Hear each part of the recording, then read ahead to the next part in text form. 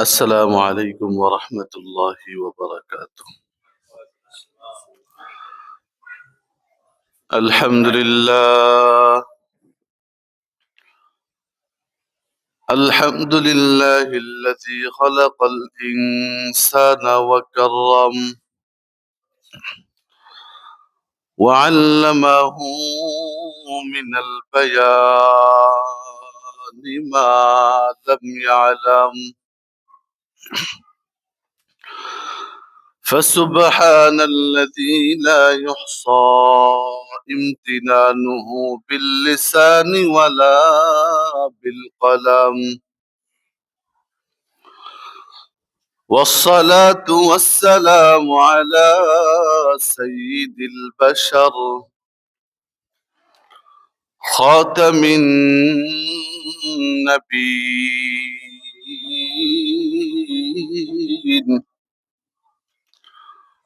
وعلى آله وأصحابه أجمعين.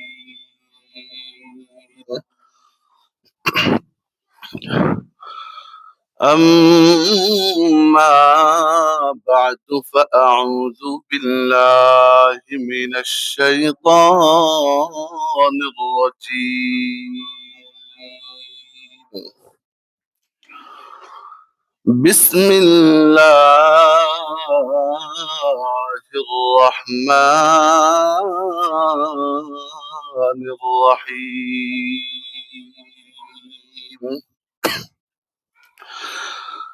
يا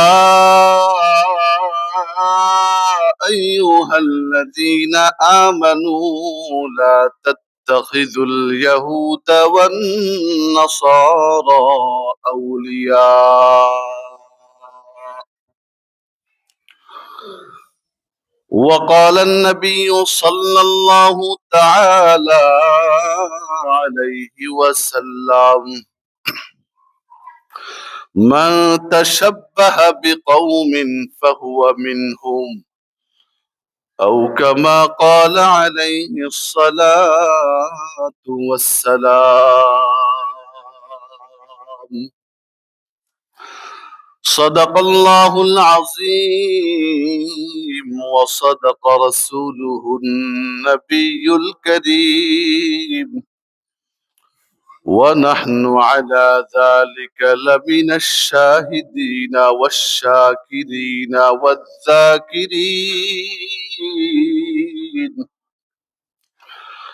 والحمد لله رب العالمين.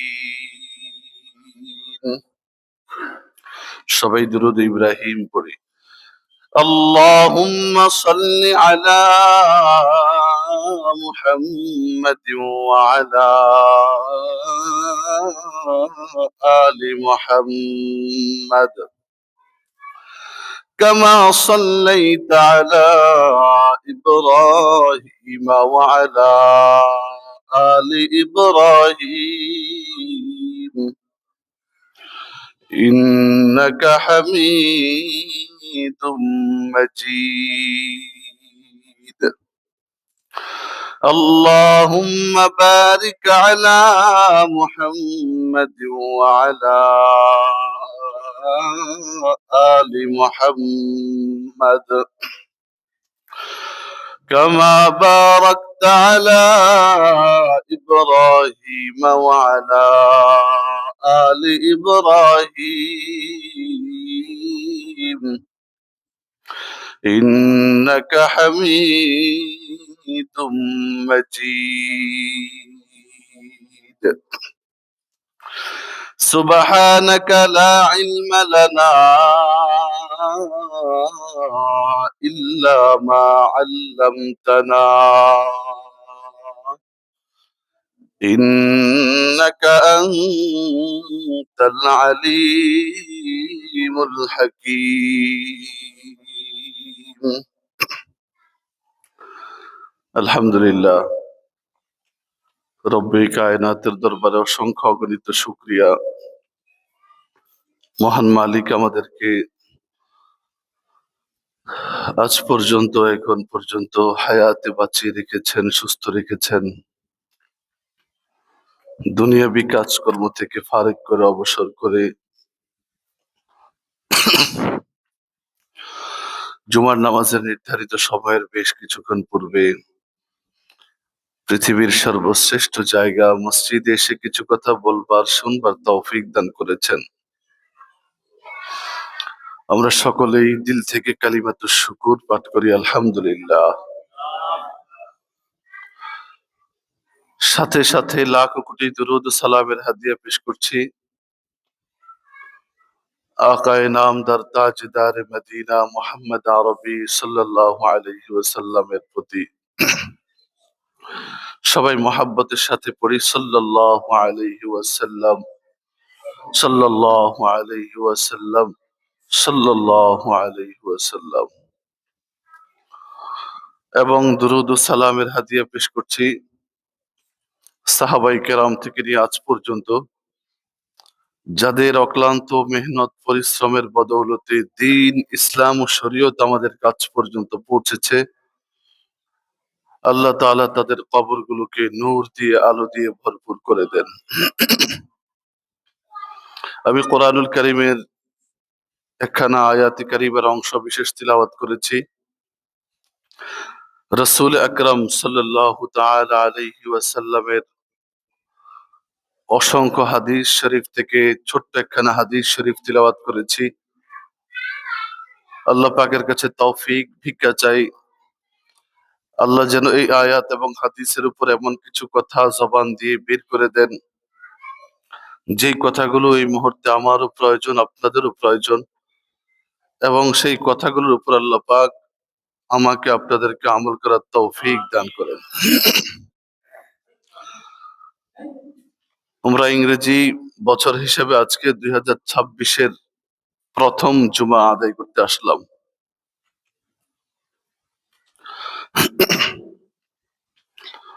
বহু মানুষ ছিল যারা 2025-এর প্রথম জুমা আদায় করেছিল, কিন্তু আজকে 2026-এর প্রথম জুমা আসতে আসতে দুনিয়া থেকে গত হয়ে গেছেন, বিদায় হয়ে গেছেন। আবার আজকে 2026-এর প্রথম জুমা আল্লাহ পাক আমাদেরকে পড়ার তৌফিক দিয়েছেন। হতে পারে 2027-এর প্রথম জুমা আসতে আসতে আমাদের এখান থেকে আল্লাহ সবাইকে নেক হায়াত দান করুক, কিন্তু তারপরেও হতে পারে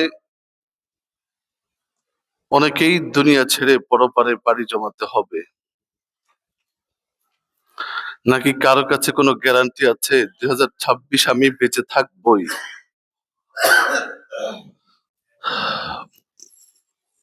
2026টা আমি রবের কাছ থেকে রেজিস্ট্রি করে নিয়েছি। 2026 এটা আমার। 2026-এ আমার কোনো মৃত্যু হবে না, আবার কোনো বিপদ আপদ আসবে না, এমন কোনো গ্যারান্টি কারো কাছে আছে? কিন্তু উম্মতের আমল দেখে, উম্মতের কার্যক্রম দেখে, জাতির বিভ্রান্তি এবং পথভ্রষ্টতা দেখে একথা মনে হয় কেমন যেন তাদের কাছে এই কথার ওহী এসেছে 2026-এর শেষ পর্যন্ত আমরা বেঁচে থাকবো। 2026 আমাদের আমাদের সুখের দিন আসবে। 2026-এ আমরা রবের নাফরমানি করলেও, রবের নাফরমানি দিয়ে শুরু করলেও রব আমাদেরকে কিছু বলবেন না। উম্মতের কাজ এবং কার্যকলাপ দেখে, অবস্থা এবং হালাত দেখে এ কথাই মনে হয়। কিন্তু এটাই চরম সত্য এবং চিরসত্য। দুনিয়াতে যেমন কেউ থাকতে পারবে, কেউ থাকতে পারে নাই, কেউ থাকতে পারবেও না।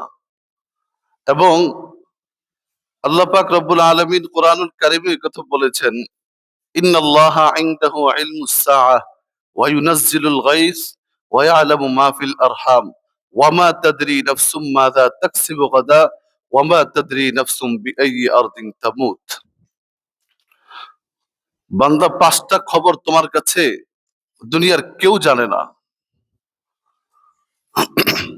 এর ভিতরে একটা হলো তুমি কোথায় মরবা, কখন মরবা, এটাও তুমি জানো না। বলেন তো 2026 আসার সাথে সাথে কি শুধু একটা বছর আসলোই নাকি একটা বছর চলেও গেছে?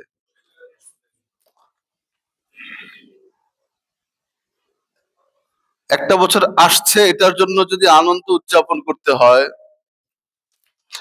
তাহলে তো আমাদের এই কোথাও প্রশ্ন আসে সাথে সাথে, একটা বছর যে চলেও গেল সেটার জন্য তুমি কি করলা? কি বলেন? প্রশ্ন যৌক্তিক না অযৌক্তিক? বলেন তো, একটা মানুষের হায়াত যদি 50 বছর হয়ে থাকে, তার হায়াত থেকে একটা বছর চলে গেছে, এর অর্থ কি? সে কবরের দিকে এক কদম অগ্রসর হয়ে গেছে। অনেকেরই হতে পারে আর 2 বছর হায়াত বাকি আছে, 3 বছর হায়াত বাকি আছে, তাহলে ওই লোকটা কবরের কত কাছে? এমনও অনেকের হতে পারে যে 1 মাস হায়াতের বাকি আছে, 6 মাস বাকি আছে, তাহলে সেই লোকটা কবরের কত কাছে? তাহলে আমার হায়াত থেকে যে অংশ চলে গেল, আমার হায়াত থেকে একটা অংশ চলে যাচ্ছে, আমি আস্তে আস্তে এক কদম দু কদম করে করে আমি কবরের দিকে চলে গেলাম, কবরের দিকে চলে যাচ্ছি। এটার জন্য কোনো হাহুতাশ নাই। গত 1 বছর চলে গেল, 2025 চলে গেল, 2025-এ আমি কি করলাম? 2025-এ আমার আমল আখলাকের কতটুকু উন্নতি হয়েছে? 2025-এ আমি কতটুকু নামাজ পড়েছি? 2025-এ আমি কয়টা কোরআনুল কারীমের আয়াত শিখেছি, কয়টা তর্জমা পড়েছি, কতটুকু কোরআন পড়েছি, কতটুকু জিকির করেছি, কতটা রোজা রেখেছি, কতটুকু দান সদকা করেছি, এবং দুনিয়াবী দৃষ্টিকোণ থেকে চিন্তা ভাবনা করলে আমি দুনিয়াবী আমার ক্যারিয়ারে কতটুকু আমি ডেভেলপ করতে পারলাম, এইগুলোরই না হিসাব করা দরকার ছিল।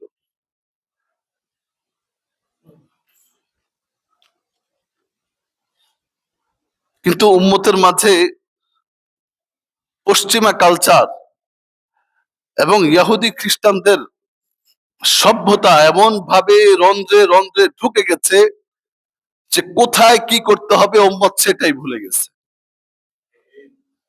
কথা বলেন, কোথায় কি করতে হবে সেটাই ভুলে গেছে। বর্ষবরণ করতে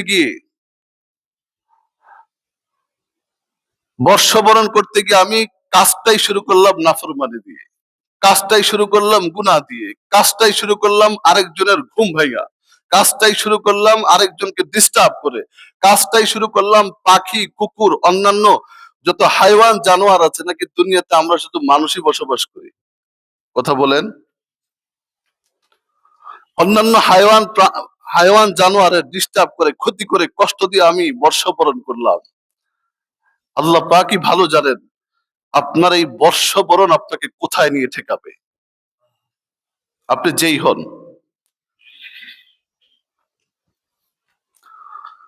এজন্য আমি একটা আয়াতে কারিমা তিলাওয়াত করেছি, ইয়া আইয়ুহাল্লাযীনা আমানু লা তাত্তাখিযুল ইয়াহুদা ওয়ান নাসারা আউলিয়া। আল্লাহ পাক স্পষ্ট করে বলছেন, ইয়া আইয়ুহাল্লাযীনা আমানু। আপনারাই বলেন এটার তরজমা কি? হে ঈমানদারেরা। তার মানে আল্লাহ কাদেরকে ডেকে বলছেন? যদি আমি মুমিন হয়ে থাকি তাহলে আমাকেও ডেকে বলছেন, যদি আপনি মুমিন হয়ে থাকেন আপনাকেও ডেকে বলছেন, হে ঈমানদারেরা, লা তাত্তাখিযুল ইয়াহুদা ওয়ান নাসারা আউলিয়া। ইহুদি এবং নাসারা খ্রিস্টানদেরকে আল্লাহ দুইটার কথা উল্লেখ করেছেন। মোট কথা, অমুসলিমদেরকে তোমরা আউলিয়া হিসাবে, বন্ধু হিসাবে, প্রভু হিসাবে গ্রহণ করো না, আমাদেরকে বলছেন। তার মানে আমরা মুমিনদেরকে আল্লাহ বলছেন তোমরা ইহুদি খ্রিস্টানদেরকে বন্ধুরূপে গ্রহণ করবা না। যদি কেউ কোনো মুমিন সে বন্ধুরূপে গ্রহণ করে, এই আয়াত কি বলে? সে কি মুমিন থাকবে? তার ঈমান কি ঠিক থাকবে? কথা বলেন, তার ঈমান ঠিক থাকবে?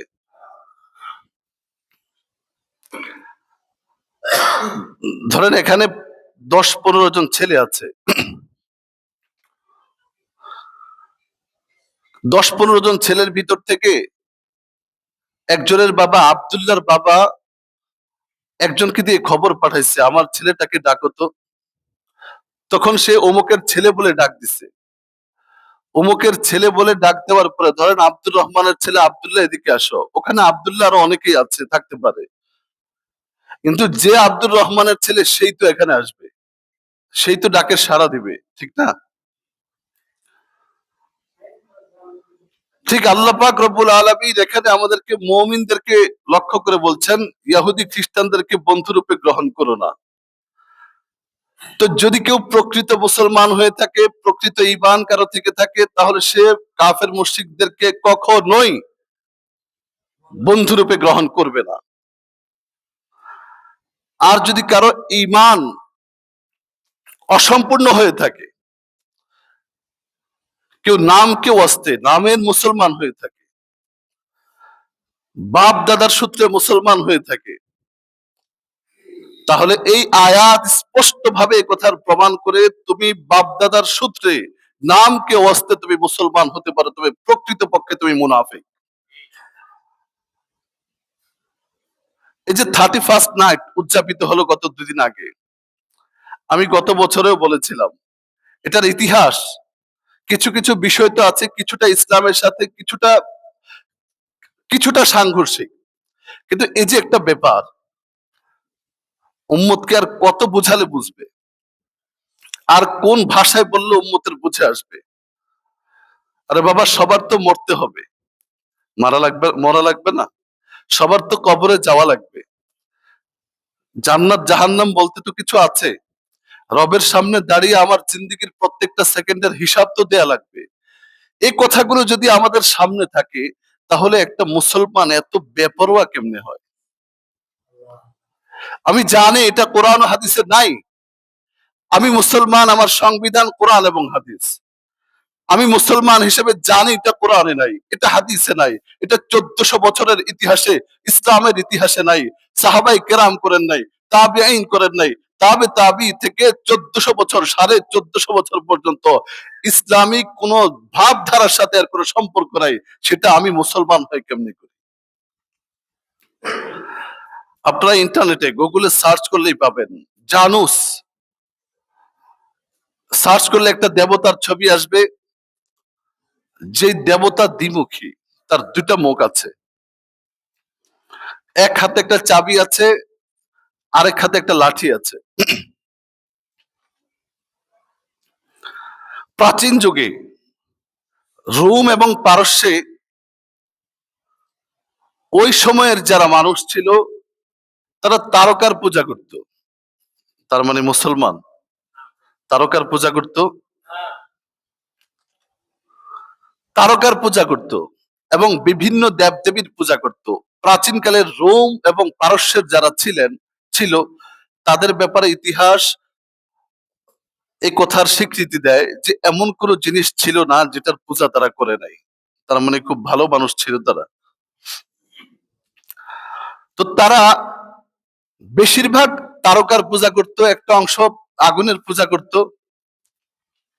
অনেকগুলো দেব দেবী দেবতার ভিতরে তাদের একটা দেবতার নাম ছিল জানুস। যে দেবতার আকৃতি বললাম, 2 দিকে মাথা, দ্বিমুখী, এক হাতে একটা চাবি আছে, আরেক হাতে একটা লাঠি আছে। ওই সময়ের মানুষ যারা ছিল তারা সবচেয়ে পাওয়ারফুল দেবতা ভাবতে জানুস দেবতাকে। তারা ভাবতো ভাগ্যের চাবিকাঠি, ভাগ্যের মালিক একমাত্র জানুস দেবতা। চিল্লায়া পড়েন নাউজুবিল্লাহ। এবং জান্নাত জাহান্নাম, জান্নাত জাহান্নামের এই যে হাতের চাবি, এটা কোনো গোডাউনের চাবি না, এটা হলো জান্নাতের চাবি।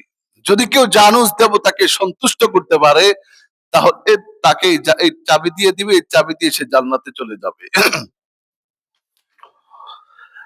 এই জন্য তাদের কালচার ছিল, তাদের ধর্মের নিয়ম নীতি ছিল, বছর যখন শেষ হয়ে যেত তখন রাত 12টা বাজা পর্যন্ত,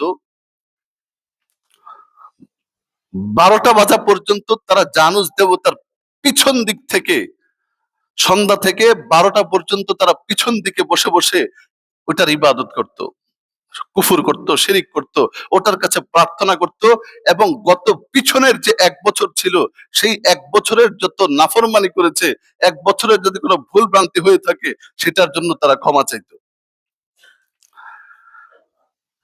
ঠিক 12টা বাজার আগ থেকে তারা প্রচুর আয়োজন করে উৎসব মুখর পরিবেশে, যখন 12টা বেজে যেত 1 মিনিট হওয়ার আগে আগে পিছন থেকে ঘুরে সামনের দিকে চলে আসতো, এসে এবার সামনের বছরের জন্য প্রার্থনা করা শুরু করতো, যে আমাদের পিছনের 1 বছর গেল তো গেল, সামনের বছরটা যেন ভালো কাটে।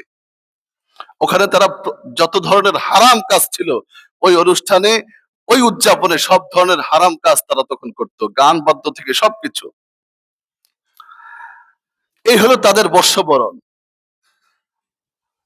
ইতিহাসে এই 31st নাইটের অনেকগুলো উৎস পাওয়া যায়, এর ভিতরে অন্যতম একটা উৎস পাওয়া যায় এই জানুস দেবতার পূজাকে কেন্দ্র করে। সেখান থেকে আস্তে আস্তে এই পর্যন্ত, আমাদের দেশ পর্যন্ত এসে 31st নাইট হামলা করেছে, হানা দিয়েছে। তাহলে বলেন তো, এতক্ষণ আমি যে ছোট্ট ইতিহাসটুকু শোনালাম, এটার আগা গোড়া, শুরু থেকে শেষ পর্যন্ত, এখানে কি ইমানের, ইসলামের কোন ছিটাফোঁটা পর্যন্ত আছে?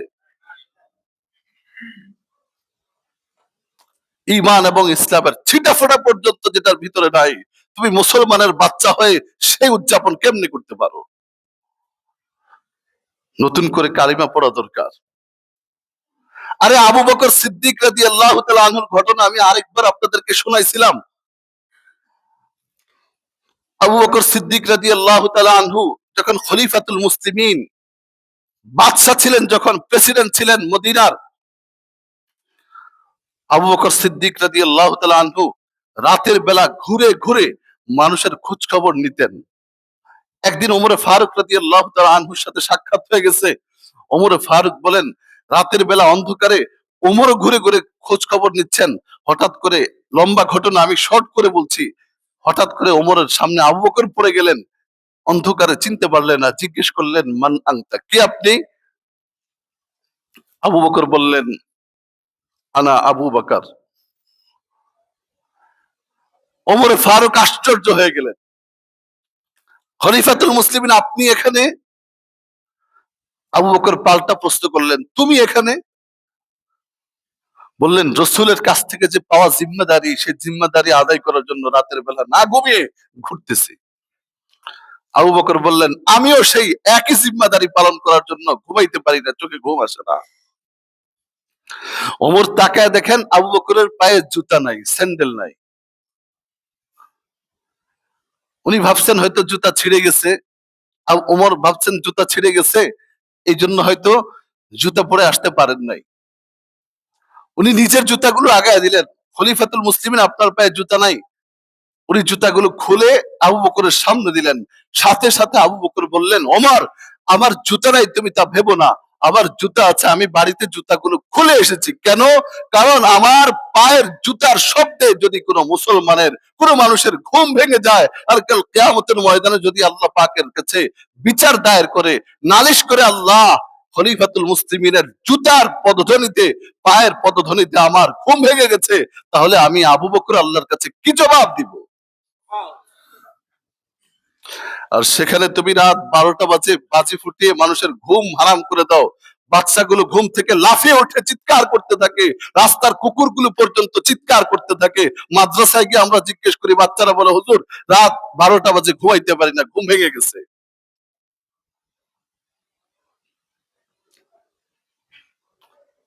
তোমার আমরা কোন কাতারের মুসলমানে তোমার নাম রাখবো?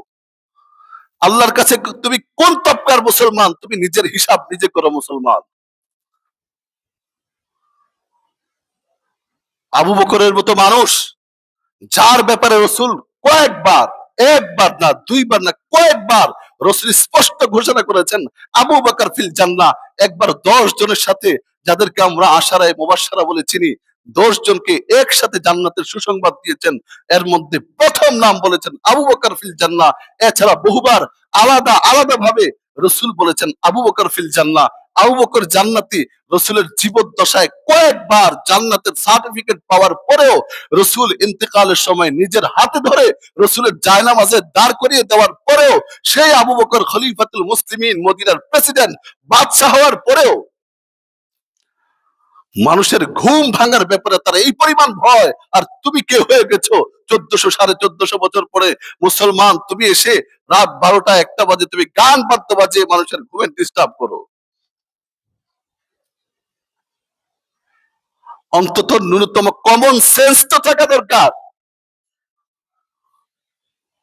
শরীয়তের হিসাব যদি বাদ দেই, কিছুক্ষণের জন্য শরীয়তটাকে আমরা একদিকে রাখলাম, আপনি মানবিক ভাবে চিন্তা করেন না।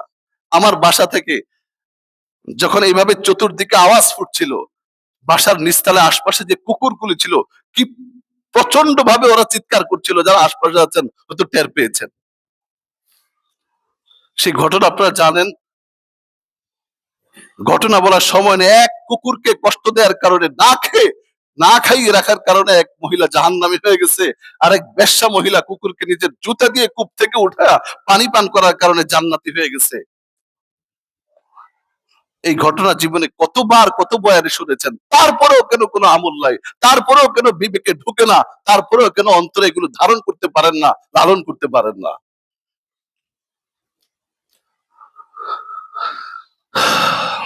আল্লাহ সবাইকে হেদায়েত দান করুন। তোমার রাত জাগতে মন চায়, রাত উদযাপন করতে মনে চায়, এক রাত কেন? আল্লাহ পাক রব্বুল আলামিন মুসলমানের জন্য, আমি তো মুসলমান, আমার জন্য আল্লাহ পাক তো 365 রাতই রেখেছেন উদযাপনের জন্য। তাও যদি কষ্ট হয়ে যায়, তাহলে আল্লাহ পাক বিশেষ বিশেষ কিছু এমন অফার করে কিছু রাতকে উম্মতের সামনে উপস্থাপন করেছেন। অন্তত 10 থেকে 15টা রাত আছে যেগুলোর ব্যাপারে আল্লাহ পাক কোরআন এবং হাদিসে স্পষ্ট ঘোষণা দিয়েছেন, রাত জাগবা আর সেকেন্ডে সেকেন্ডে তোমার সওয়াবে তোমার আমলনামা ভরপুর করে দিবে। উম্মত সেখানে রাত জাগতে পারো না, রাতের জিন্দিগিতে হয়তো তাহাজ্জুদেও জাগতে পারো না, কিন্তু 31st নাইট উদযাপন করতে রাত 12টা 1টা পর্যন্ত গান বাজনা বাজে আরেকজনের ঘুম ডিস্টার্ব করতে পারো। নতুন করে কালিমা পড়ে মুসলমান হওয়া দরকার, নতুন করে কালিমা পড়ে মুসলমান হওয়া দরকার।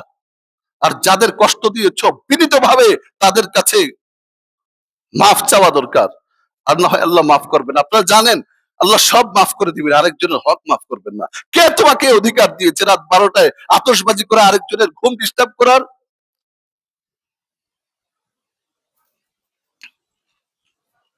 বলছিলাম শরীয়তের দিক বাদ যদি দেই, মানবিক দিক থেকে এবং রাষ্ট্রীয় আইনে তো এটা নিষিদ্ধ ছিল।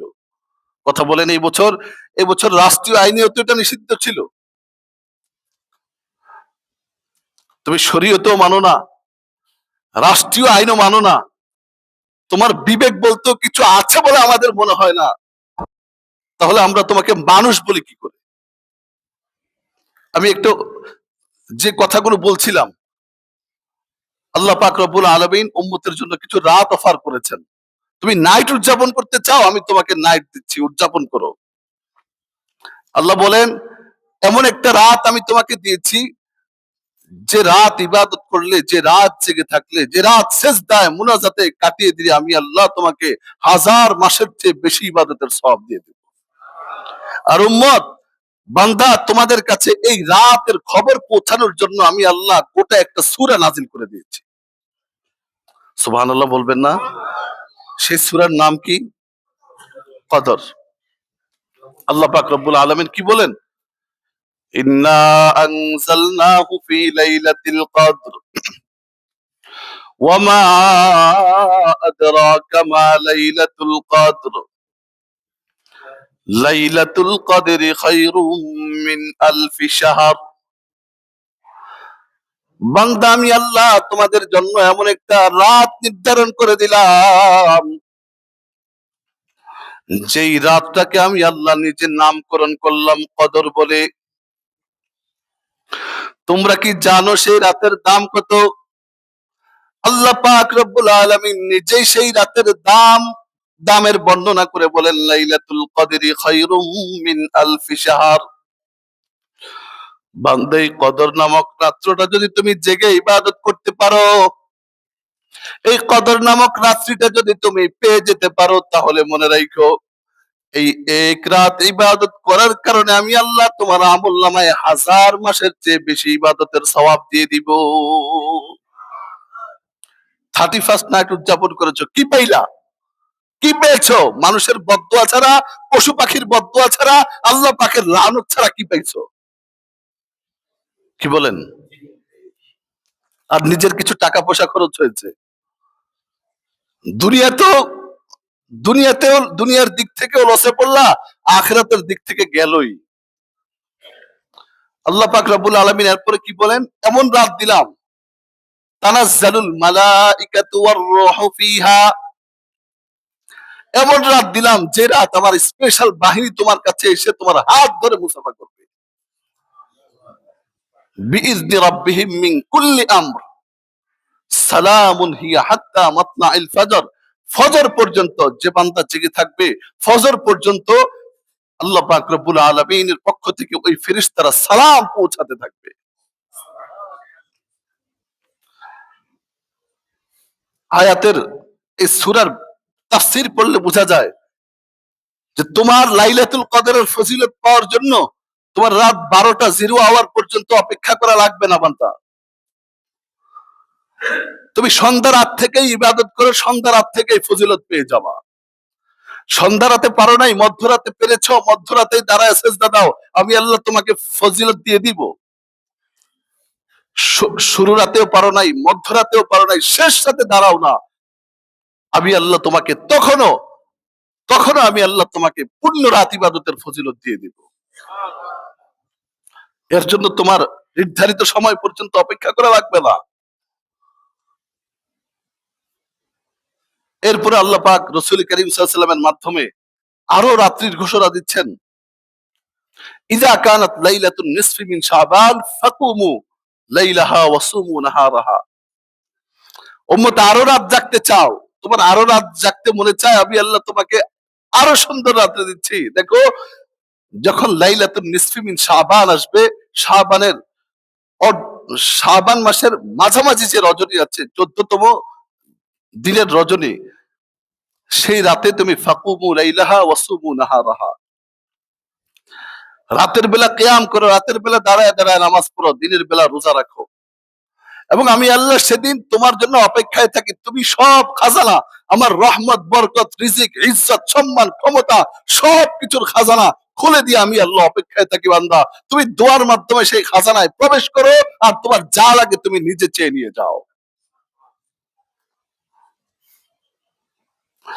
আল্লাহ পাক রব্বুল আলামিন রাসূলের মাধ্যমে আরো ঘোষণা দিচ্ছেন, এমন 9টা রাত তোমাদেরকে দিলাম, একসাথে এমন 9টা রাত তোমাদেরকে দিলাম, জিলহজের 1 থেকে 9 তারিখ পর্যন্ত এমন 9টা রাত তোমাদেরকে দিলাম, যেই 9 রাতের এক এক রাতের ইবাদতকে আমি আল্লাহ লাইলাতুল কদরের ইবাদতের সমপরিমাণ সওয়াব দিয়ে দিব।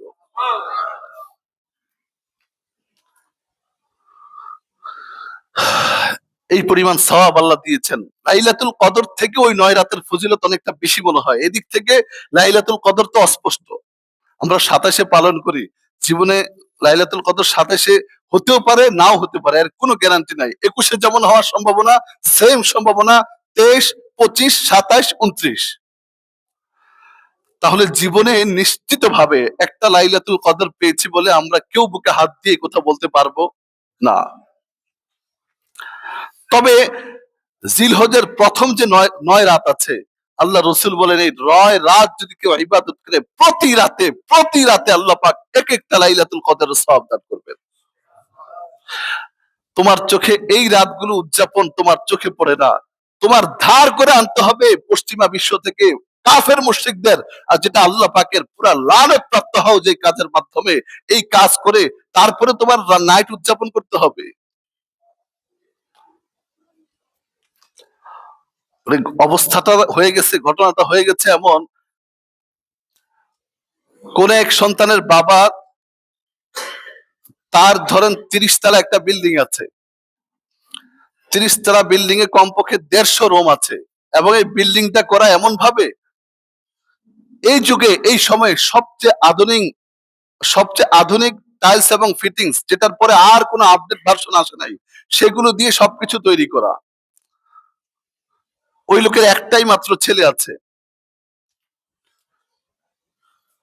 সে চাইলেই বাবার এই আলিশান বাড়িতে থাকতে পারে, কিন্তু ওই ছেলে বাবার এই আলিশান বাড়িতে না থেকে, সেখানে রাত্রি যাপন না করে, সে গিয়ে রাস্তায় বস্তিতে এখানে সেখানে তার রাত্রি কাটায়।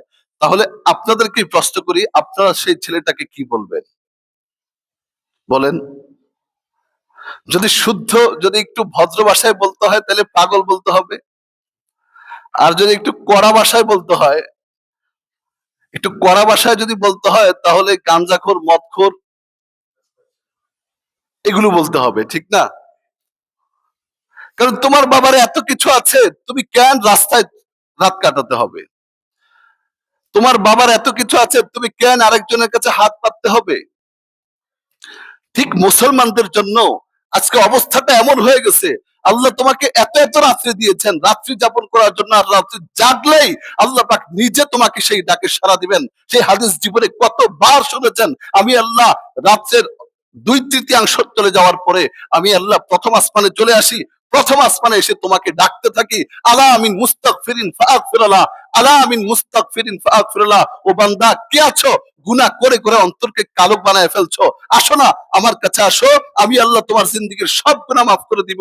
আলা মিন মুস্তারজিকিন ফারজুকালা, কি আছো রিজিকের টেনশনে আছো, আমি আল্লাহর কাছে আসো, আমি আল্লাহ তোমার রিজিকের সমস্যা দূর করে দিব। আলা মিন মুবতালিন ফাউআফিয়ালা, বান্দা কি আছো বিপদে বিপদে জর্জরিত, আসো না, এসে চাও না, 2টা সেজদা দিয়ে আমার কাছে চাও, আমি আল্লাহ তোমাকে বিপদ থেকে উদ্ধার করে দিব। আলা মিন মুবতালিন ফাওয়াফিয়ালা, আলা কাযা, আলা কাযা, আল্লাহ পাক নিজে এসে তখন ডাকতে থাকেন, এভাবে এভাবে ডাকতে থাকেন, হাত্তা ইয়াতলু আল ফজর, ফজর পর্যন্ত আল্লাহ পাক রব্বুল আলামিন ডাকতে থাকেন। উম্মত, তোমার বয়স যদি 30 40 50 বছর হয়ে থাকে, 50 বছর প্রতি রাতে তোমাকে তোমার রব ডেকেছেন, কয়দিন তুমি তোমার রবের ডাকে সাড়া দিয়েছো? কিন্তু তুমি পশ্চিমা বিশ্বের ডাকে সাড়া দিয়ে তাদের কালচার অনুসরণ করতে গিয়ে তুমি রাত 12টা 1টা 2টা পর্যন্ত আতশবাজি করো, ফটকাবাজি করো, গান বাজনা বাজাও, লজ্জা লাগে না?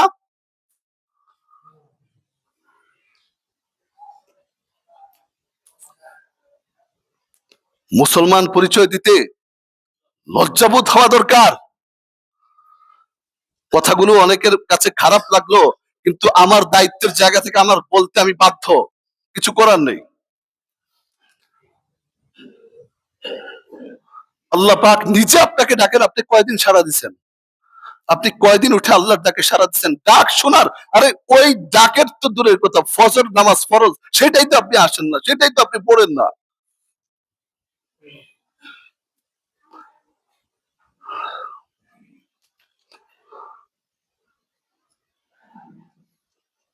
এই জন্য নিজেকে মাঝে মাঝে একটু প্রশ্ন করা দরকার। সবসময় তো পরিচয় দিয়ে ফেলি, আমার বাপ, আমার দাদা, আমার চাচা, যে কেউ আমার একটা নাম রেখেছে সুন্দর, এবং বাপ দাদার সূত্রে আমি মুসলমান, কিন্তু মুসলমানিত্ব আমার ভিতরে কয় পার্সেন্ট আছে? জীবনে কি সেই মেজারমেন্ট ফিতা দিয়ে কখনো মেপে দেখেছি?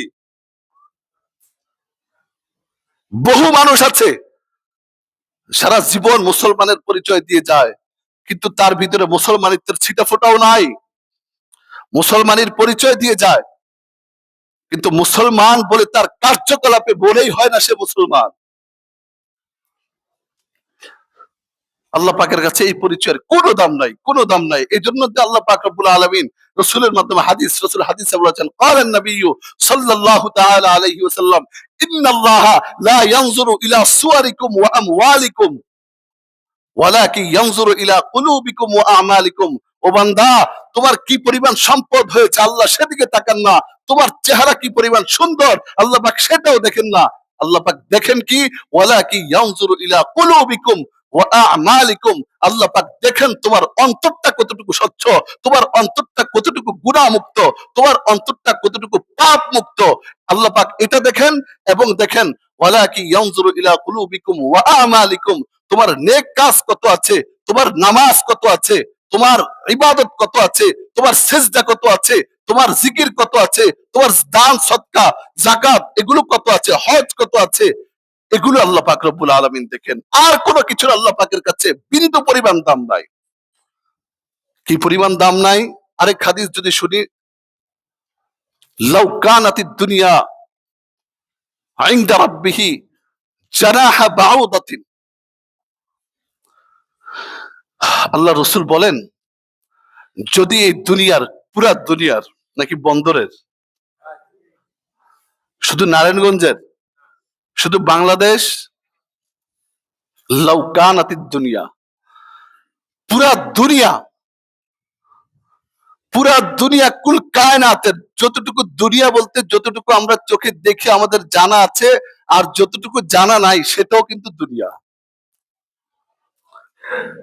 লাউ কানাতিদ দুনিয়া, যদি আল্লাহ পাকের কাছে পুরা কুল কায়নাত দুনিয়ার দাম থাকতো, কি পরিমাণ দাম?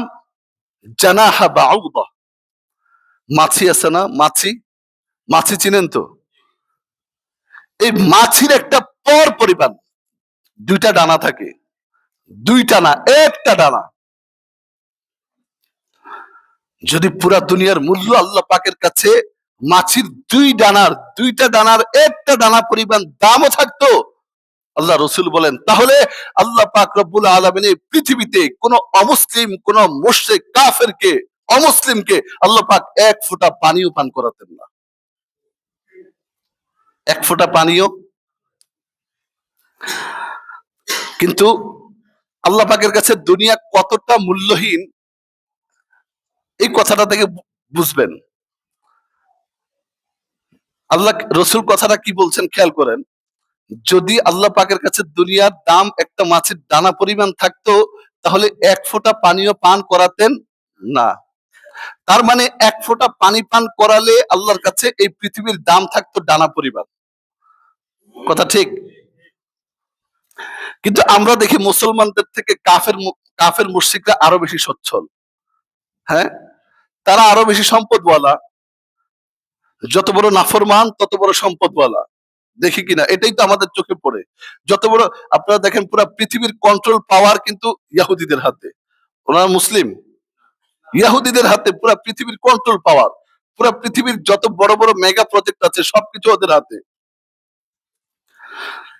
তাহলে মানে আল্লাহ পাকের কাছে পৃথিবী কি পরিমাণ মূল্যহীন, যে যাদেরকে পৃথিবী একটা দানা পরিমাণ, মাছির দানা পরিমাণ মূল্য থাকলে কাফেরদেরকে এক ফোঁটা পানি পান করাতেন না, সেখানে আল্লাহ পাক কাফেরদেরকে অঢল দিয়ে দিচ্ছেন, আরে নে তোরা নে, যার আগে নিয়ে যা। তার মানে কি পরিমাণ মূল্যহীন এই হাদিস থেকে, এবং কোরআনুল কারীমের এক আয়াত তো আছে যে মুসলমান তোমরা নাফরমান এবং অমুসলিম যারা, তাদেরকে দেখে তোমরা হতাশ হয়ে যেও না, কারণ তাদের জন্য দুনিয়া হলো জান্নাত, আর তোমাদের জন্য আমি আল্লাহ তাদের শেষ যেটা তার থেকে হাজার গুণ বেশি উন্নতি দিয়ে তোমাদের জান্নাত শুরুই করব।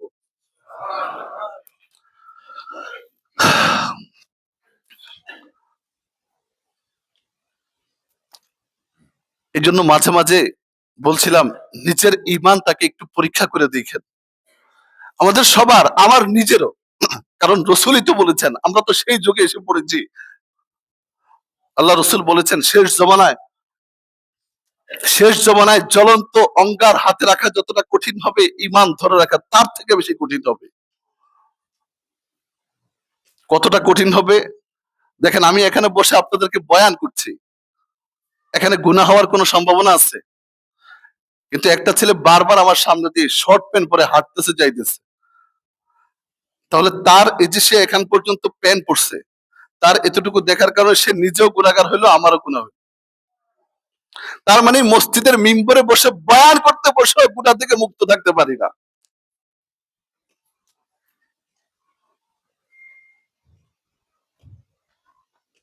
এগুলোই কষ্ট লাগে মাঝে মাঝে। এত বলি শর্ট প্যান্ট পরার কথা, এত না করলাম, এত এত করে বললাম, এরপরে মসজিদের এরিয়াতে ঢুকতেছে। ওরা তো এখানে এখন বাইন্দা রাখা দরকার ছিল।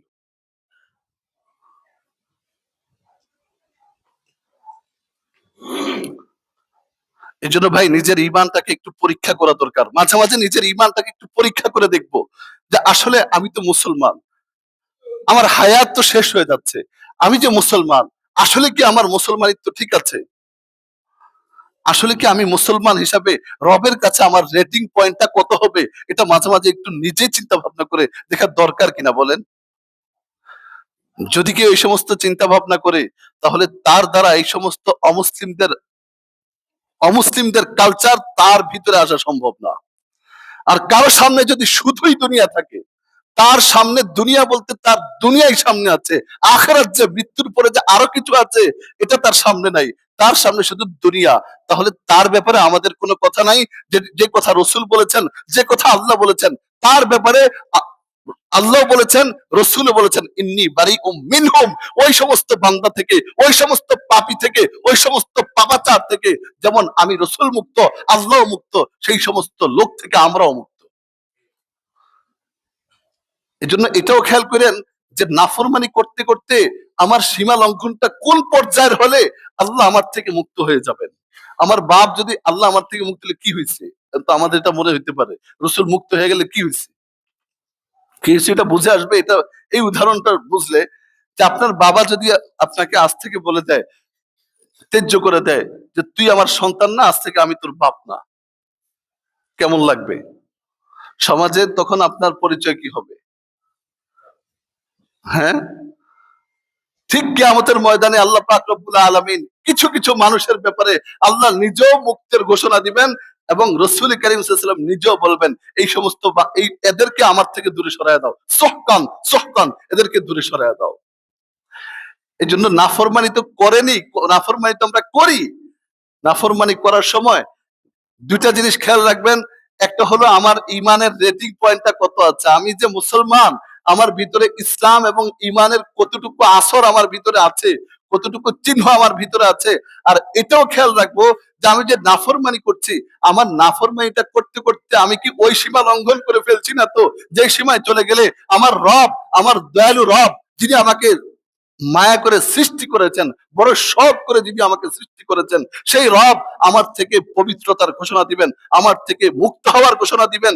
যে রসুল আমার পর্যন্ত ইসলাম পৌঁছানোর জন্য 23 বছর, 40 বছর পর্যন্ত, যে রসুল 63 বছর পর্যন্ত, যে রসুল নিজের দান মোবারক পর্যন্ত শহীদ করেছেন, তায়েফে মার খেয়েছেন, বদরে মার খেয়েছেন, উহুদে মার খেয়েছেন, সেই রসুল, সেই মায়াবী রসুল, যে রসুল তায়েফে যাওয়ার পরেও মারতে মারতে 3 বার বেহুশ করে ফেলার পরেও সেই রসুলকে জিব্রাইল এসে বলেছিলেন একবার অনুমতি দেন, তাইফের 2 পাশের পাহাড় দিয়ে তাদেরকে ধ্বংস করে দেই। রসুল সেই মুহূর্তেও বলেছিলেন না, আল্লাহুম্মা গফির লিকাওমি ফাইন্নাহুম লা ইয়ালামুন, আল্লাহ আমার এই জাতি তারা আমাকে চিনে না, আমাকে বুঝে না, এই জন্য আমার উপর নির্যাতন করেছে। হয়তোবা পরবর্তী জেনারেশন হেদায়েতে চলে আসবে, আল্লাহ তারা বুঝে না, জানে না, এই জন্য তাদেরকে মাফ করে দেন।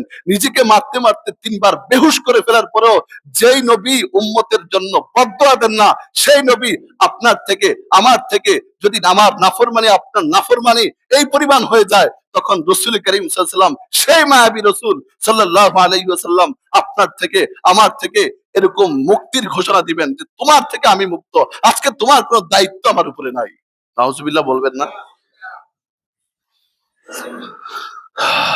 কোন দিন এই কথা বলবেন?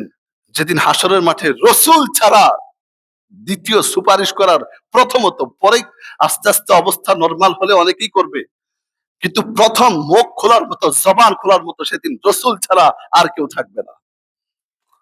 এই জন্য হিসাবগুলো, এই চিন্তা ভাবনাগুলো মাঝে মাঝে একটু মিলানো দরকার আছে না নাই? আমি আবারও শেষ কথা, 2টা কথা আপনাদের কাছে, 2টা প্রশ্ন রেখে আমি আমার কথা শেষ করলাম।